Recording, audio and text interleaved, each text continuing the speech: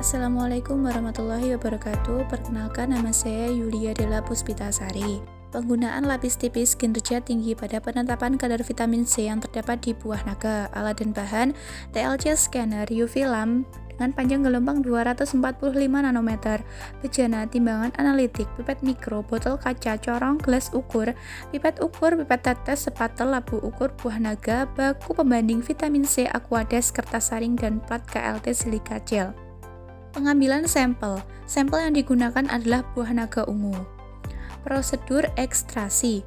Ambil bagian daging buah naga, kedua haluskan dengan blender sampai halus, dan ketiga ditimbang 100 gram, kemudian dimaserasi dengan 150 ml metanol selama 48 jam. Hasil ekstrak tadi dipisahkan lalu diekstrak lagi dengan metanol, dilakukan 2 kali. Kemudian ekstrak dipekatkan menggunakan rotary evaporator vakum untuk mendapatkan 100 ml maserat.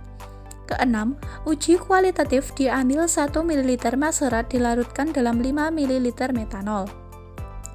Pembuatan larutan induk vitamin C. Sebanyak 100 mg vitamin C murni yang ditimbang, teliti larutan dalam 10 ml metanol sehingga diperoleh larutan dengan konsentrasi 1000 ppm.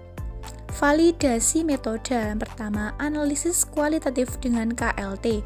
Chamber dijenuhkan dengan larutan pengelusi dengan cara memasukkan kertas saring dengan tinggi dan lebar yang sama dengan bejana.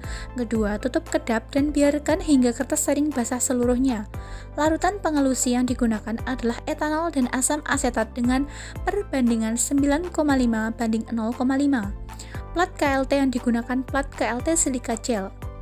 Larutan vitamin C murni dan larutan ekstrak sampel ditotalkan dengan pipet mikro 2 mikroliter bersama pada lempeng KLT dengan jarak 1,5 sampai 2 cm dari tepi bawah lempeng KLT dan jarak rambat beri tanda pada jarak.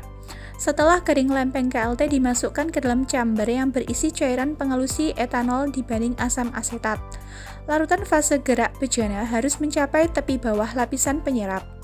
Totalan jangan sampai terendam. Tutup bejana diletakkan pada tempat dan biarkan sistem hingga fase gerak merambat sampai batas jarak terlambat. Lempeng dikeluarkan dan dikeringkan di udara. Bercak diamati pada lampu UV. Diukur dan dicatat tiap bercak dari titik totalan. Tentukan harga RF. 2. Linearitas kurva baku. Dilakukan dengan menganalisis beberapa tingkat konsentrasi dari larutan standar dan dilakukan penotolan standar pada plat KLT.